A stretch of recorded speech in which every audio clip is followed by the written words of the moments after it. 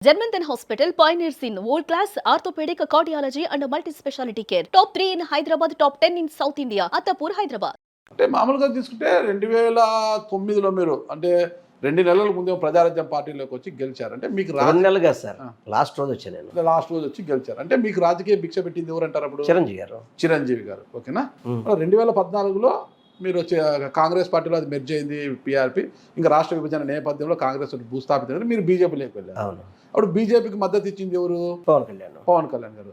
మీకు ఓటు వేయమని హెలిప్యాడ్ దగ్గర కూడా పిలిపించారు కదా పవన్ కళ్యాణ్ గారు. చెప్పారు వెల్లంపల్లి గారిని గెలిపియండి బీజేపీ వెళ్ళపట్టి చెప్పారు కదా. అంటే మీకు రాజకీయ భిక్ష పెట్టింది మెగాస్టార్. 2014లో మీకు ఓటేసి గెలిపించమని చెప్పింది జనసేన అని మెగాస్టార్ తమ్ముడు. ఆ పవన్ కళ్యాణ్ పైన మీరు అంటే మీ లైన్లో కావచ్చు, మీ పార్టీ లైన్ కావచ్చు, మీ పార్టీ విధానాలు కావచ్చు, చాలా విమర్శలు చేశారు. ఆ విమర్శల కారణంగా కాపులంతా ఏకమయ్యి, అంటే సెంట్రల్ అంటే కాపులు ఎక్కువగా ఉన్న నియోజకవర్గము మీ విజయవాడలో సెంట్రల్లో, ఓకేనా. తూర్పులో వచ్చేసి కమ్మలు కొద్దిగా ఉంటారు, కాపులు ఎక్కువ ఉంటారట.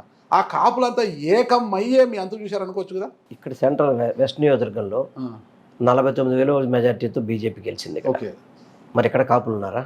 ఓకే, దానికి కూడా నేను చెప్తాను. దానికి కూడా ఒకటి వాస్తవం సార్, పవన్ కళ్యాణ్ గారు స్పందించిన దాని మీద ఎప్పుడు స్పందించేవాడిని. ఇప్పుడు ఆయన ఒక సినిమా యాక్టర్గా కావచ్చు, చిరంజీవి గారి తమ్ముడుగా నాకు అభిమానం ఉంది సార్, దాంట్లో ఎటువంటి డౌట్ లేదు. దాంట్లో రాజకీయాలకు వచ్చేటప్పటికి రాజకీయాల్లో ఆయన కిందకి దిగి మా గురించి మాట్లాడినప్పుడు మేము కూడా మాట్లాడిన అవసరం ఉంటుంది.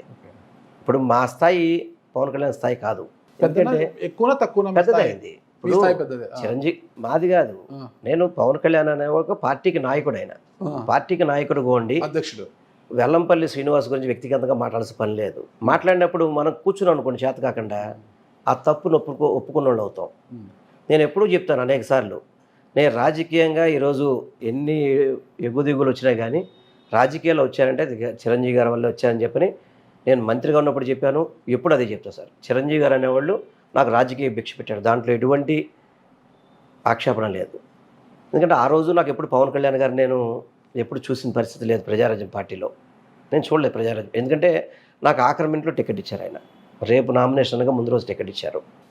నాకు ఇక్కడున్న ప్రజానీకం అంతా కూడా చిరంజీవి గారి మీద అభిమానం కావచ్చు, నాకున్న పరిచయాలు కావచ్చు, మా కుటుంబం మీద ఉన్న ప్రేమ కావచ్చు, గెలిపించారు.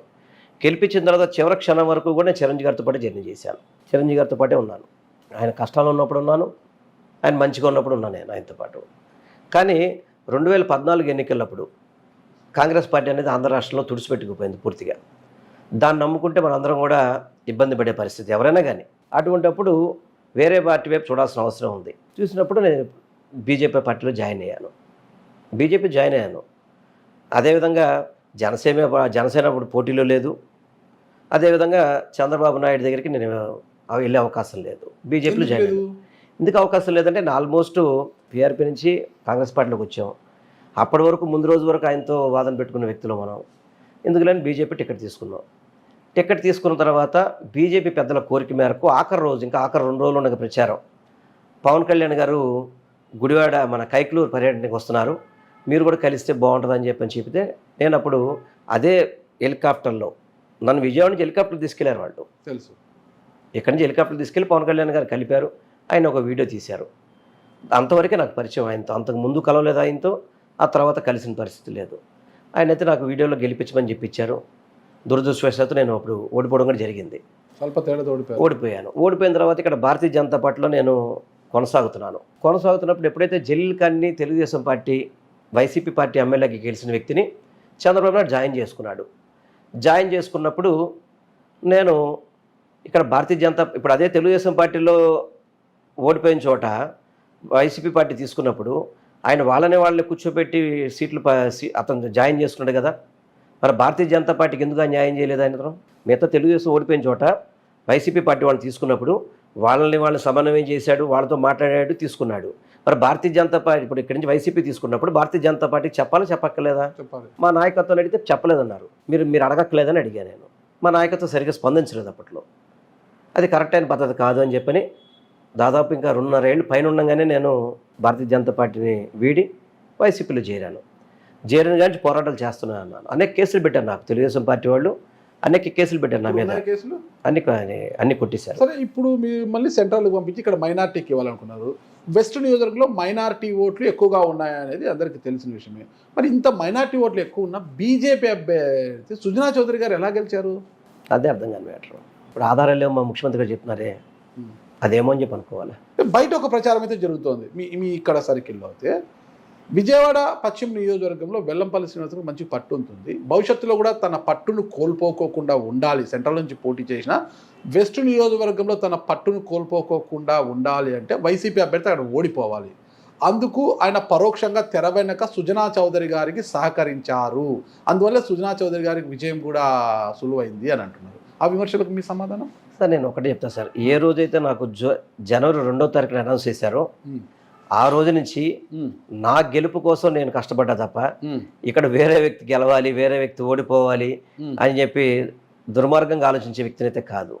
నాకు జగన్మోహన్ రెడ్డి గారు కనుక ఇచ్చింది నచ్చకపోతే, జగన్మోహన్ రెడ్డి గారి మీద నమ్మకం లేకపోతే నేను అవసరమైతే ఆ రోజే బయటికి రావచ్చు కదా. నేను అక్కడ ఎందుకు పోటీ చేయాలి? నాకు నిజంగా మీరు చెప్పిన అవసరం ఉందనిపించింది, ఇక్కడ మీరు చెప్పిన అవసరం నాకు అనిపించింది అనుకోండి, ఇక్కడ నేను అసలు జగన్మోహన్ రెడ్డి గారు చెప్పిన మాట ఎందుకు వెళ్ళాలి, అక్కడికి ఎందుకు వెళ్ళాలి?